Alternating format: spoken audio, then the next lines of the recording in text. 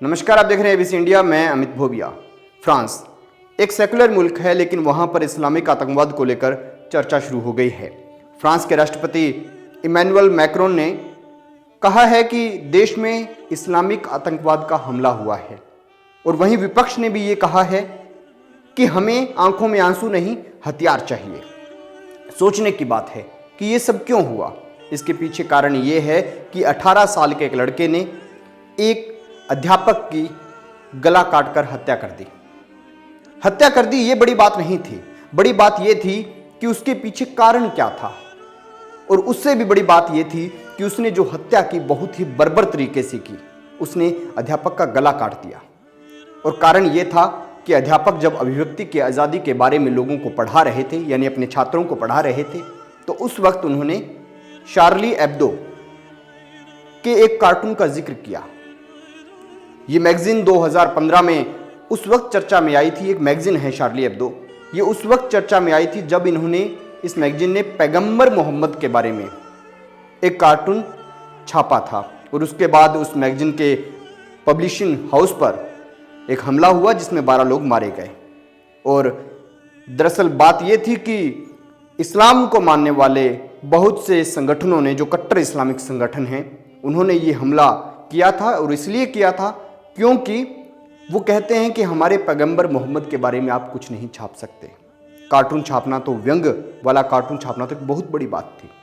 और इसके बाद जो भी फ्रांस के अंदर इस्लामिक चर्चाएं जब हुई, तो उनके अंदर इस्लामिक आतंकवाद शब्द को हमेशा से जोड़ा जाने लगा।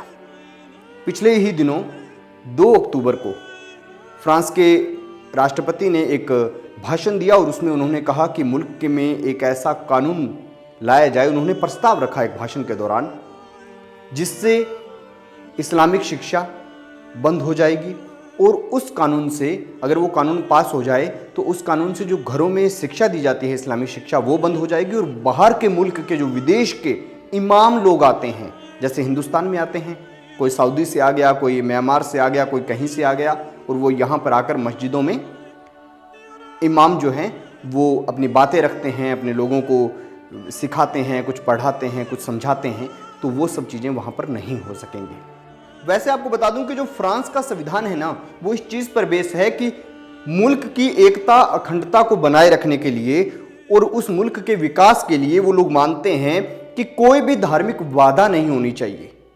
फ्रांस एक ऐसा मुल्क है जहाँ पर वो धार्मिक बाधा को मानते ही नहीं। वो नहीं कहते कि मुल्क का संविधान जब बनेगा तो वहाँ पर किसी धर्म के बारे में या विशेष धर्म के बारे में सोचा जाएगा, ऐसा वो नहीं मानते। क्योंकि उनका सीधा सा मानना है कि जो हम करेंगे वो देश को आगे बढ़ाने के लिए करेंगे।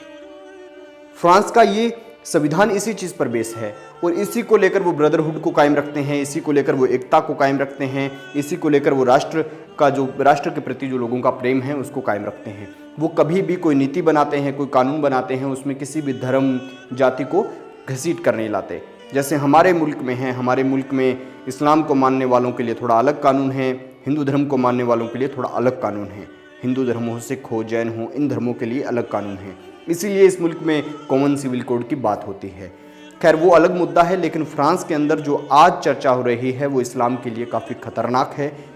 तो दोस्तों, अब आप कमेंट बॉक्स में बताइए कि क्या इस्लामिक आतंकवाद वास्तविकता में कुछ है, या ऐसे ही एक प्रोपोगेंडा फैलाया जाता है इस्लाम को बदनाम करने के लिए। कमेंट बॉक्स में ये बात जरूर बताइएगा। देखते रहिए एबीसी इंडिया, आपकी आवाज़, आपका विश्वास।